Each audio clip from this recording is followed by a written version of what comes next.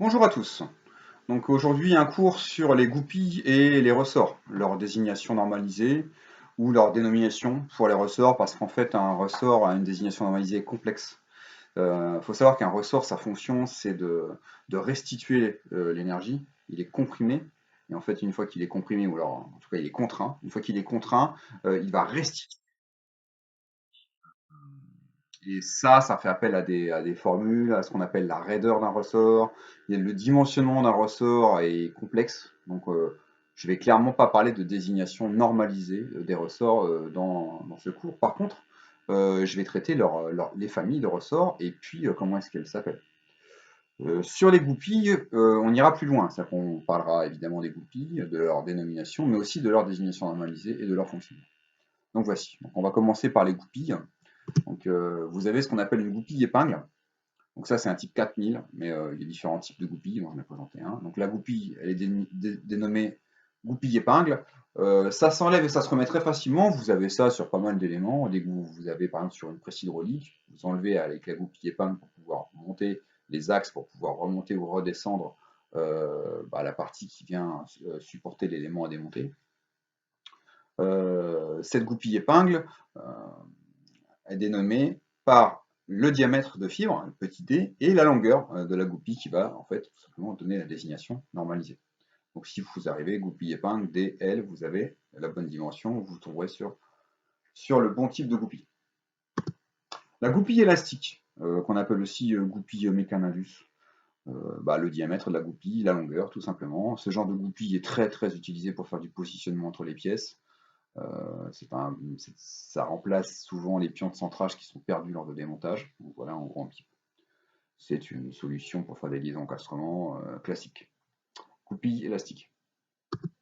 La goupille cylindrique, pareil, même esprit, sauf que. Alors là, vous avez des cotations un peu complexes, la rugosité, la rectitude, bon, c'est pas forcément l'objet, c'était surtout qu'on voit qu'on parlait du diamètre et de la longueur. Donc une goupille cylindrique, diamètre, longueur, hop, on a ce qu'il faut, il n'y a pas de souci. Pareil, ça peut être un élément de positionnement, un élément de transmission de puissance, quoi. Ensuite, on va trouver quoi? La goupille fondue. Alors la goupille fondue, c'est un peu plus complexe, d'ailleurs j'ai mis un montage sur le côté. C'est souvent fait pour faire des liaisons encastrement avec des écrous à créneau. On a vu dans un autre cours dans la physique, on voit ce que c'est qu'un écrou à créneau. Généralement, l'écrou à créneau est utilisé pour monter une goupille fendue. Alors là, on a un montage à encre marine, il y a d'autres types de montages. Donc en fait, la désignation normalisée de la goupille fendue, ce n'est pas le diamètre de la goupille, c'est le diamètre du trou de passage. Si au niveau désignation normalisée, c'est pas la goupille qu'on va avoir, c'est le diamètre du trou de passage. Par contre, la longueur est bien la longueur de la goupille. Donc voilà. Voici ce qu'on avait, une goupille cylindrique fendue. On va passer au ressort maintenant. Donc le premier des ressorts, c'est un ressort spirale. Ce type de ressort, vous les trouvez dans un lanceur de tondeuse, par exemple. Lanceur de moteur thermique, hein, ça peut être pas que des tondeuses, mais des moteurs thermiques. Souvent des lanceurs, c'est ça que vous avez à l'intérieur. Vous avez ça dans les volets roulants aussi. Les volets roulants avec des sortes d'escargots, là, c'est ça qui est à l'intérieur. Ça à démonter, une fois que c'est démonté à remonter, c'est un plaisir. Vous avez ensuite ressort de torsion. Voilà, ressort de torsion, on retrouve ça dans pas mal d'éléments qui viennent tendre des galets tendeurs, une passe à linge par exemple. Enfin voilà, ressort de torsion, tout simplement parce que évidemment le ressort il est contraint en torsion, quoi. Le ressort de traction, des ressorts de retour, vous avez ça dans un trampoline par exemple, un ressort de traction. Ressort de compression, donc évidemment à l'inverse, hein, il est écrasé, donc ce ressort-là est très utilisé, hein, évidemment, c'est l'un des ressorts les plus utilisés de toute manière, hein. Vous avez ça dans les suspensions de voiture par exemple, vous avez ça dès que vous avez à faire on va dire, parce que la fonction d'un ressort c'est quoi? C'est d'emmagasiner de l'énergie et de la restituer ensuite.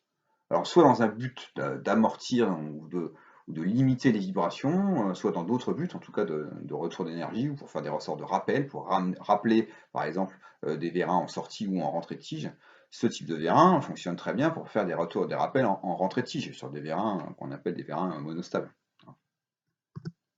Des rondelles Belleville. Alors là, c'est une rondelle. C'est une rondelle un peu conique comme ça. Et quand on l'écrase, elle se déforme, et donc elle a un effet ressort.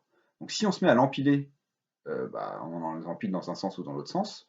Donc on voit qu'on peut les empiler les unes sur les autres, ou alors les inverser en montage en série ou en parallèle. On n'aura pas évidemment la même raideur, on n'aura pas la même réaction, mais en tout cas, les rondelles Belleville peuvent faire, par empilement, la même fonction qu'un ressort de compression, quoi. C'est clair. La rondelle Belleville. Le ressort à lame, donc le ressort à lame, là on voit, on a une seule lame qui a été enroulée sur elle-même et qui va avoir un effet, pareil, il va fonctionner un peu comme un ressort de compression, mais va un peu fonctionner comme ça aussi en flexion. Donc, le ressort à lame, vous en avez des comme ça, par exemple dans un sécateur. Vous avez ça.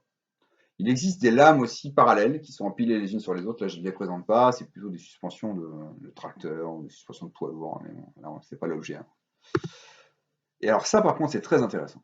Ça, c'est ce qu'on appelle une rondelle à vague. Donc une rondelle à vague, c'est quoi? Là, c'est représenté en vert au milieu, là, à côté du roulement à billes, le petit roulement à billes, on a une petite rondelle à vague représentée en vert. Ce qu'il faut savoir, c'est que quand un montage de roulement fonctionne, lorsqu'un arme moteur fonctionne, ça chauffe fortement. Donc l'acier se dilate. Si ça se dilate, il faut prévoir un jeu de dilatation, et ce jeu de dilatation est justement au niveau de la rondelle à vague. Donc la fonction de la rondelle à vague, c'est de se comprimer lors de la dilatation de l'arbre. Et une fois que l'arbre s'est bien dilaté, il va falloir la ramener en position. Et pour la ramener en position, c'est justement la rondelle à vague qui va repousser tout l'ensemble en position. Donc voici un peu pour ce cours, hein, sur les goupilles et les ressorts. Donc on voit qu'on a 7 grandes familles de ressorts. J'ai présenté 4 familles de goupilles, il y en a plus que ça, hein, c'est clair, hein. Mais voilà. Donc on va faire un petit rappel. Donc les ressorts compression, traction, torsion, spirale. Ça, c'est les 4 grandes familles de ressorts. Après, vous avez des ressorts à lame. Et après, vous avez des rondelles. Les rondelles Belleville qui sont empilables. Et les rondelles à vague qui sont des rondelles de compensation, de dilatation. Voilà pour ce cours. Merci.